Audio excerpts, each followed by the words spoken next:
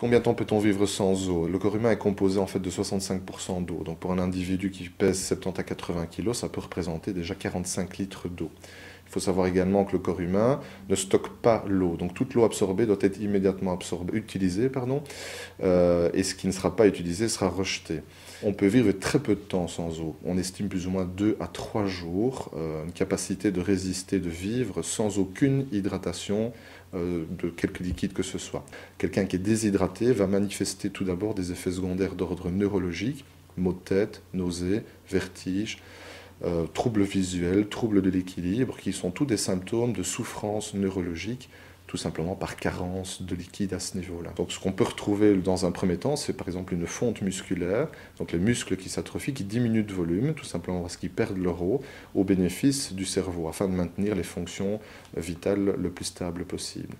Dans un état très sévère de déshydratation, on peut sombrer dans le coma, et donc mourir dans des cas extrêmes de déshydratation.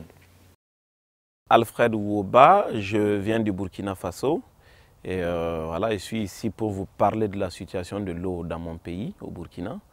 Et donc, je n'ai pas directement vécu la soif comme ça moi-même, mais bon, quand tu as quand même des animaux et que c'est la saison sèche et que les mares commencent à tarir et que vraiment tu es là, tu vois sous tes yeux impuissants, voilà, les marigots qui tarissent au jour le jour, et qu'entre-temps tes bêtes n'ont plus à boire, je pourrais dire que tu as vécu vraiment un moment de soif parce que voilà, nous vivons aux dépens de ces animaux-là, donc ça vaut la peine de dire que j'ai vécu des moments de soif.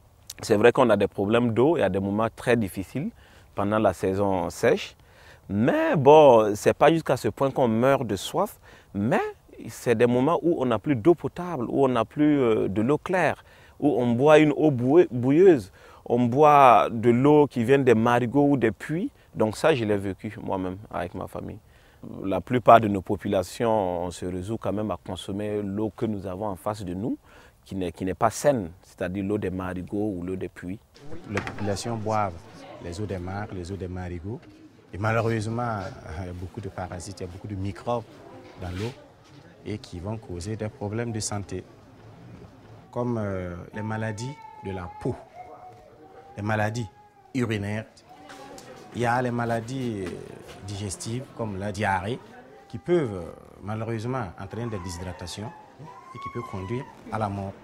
Bon, c'est vrai qu'on reste toujours un peu, comment dirais-je, naïf sur tout ce que ça peut apporter, mais nous sommes quand même toujours au courant de ce qui est là et que nous voyons.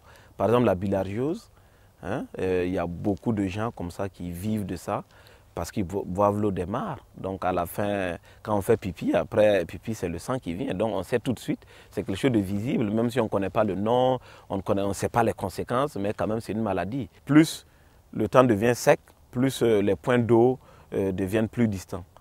Donc on est obligé d'aller la chercher à des kilomètres et à des kilomètres. Je dirais que ceux qui en souffrent plus, c'est les femmes. En tout cas par rapport à ramener de l'eau, de boisson à la maison, c'est vraiment le rôle de la femme. Parce qu'il y a des situations où on envoie aussi les garçons avec le vélo d'aller chercher l'eau à beaucoup de kilomètres. Et donc ce garçon-là, bon, il peut rater des cours à cause de ça. Il peut ne pas aller à l'école à cause de ça. Donc si le problème persiste, voilà, c'est sûr, ça perturbe aussi le système scolaire. Parce que voilà, c'est pas que ces élèves n'ont pas tout de suite à boire, mais ils sont obligés de faire des activités, de mener des activités pour la cause de la famille qui les empêche quand même d'aller à l'école.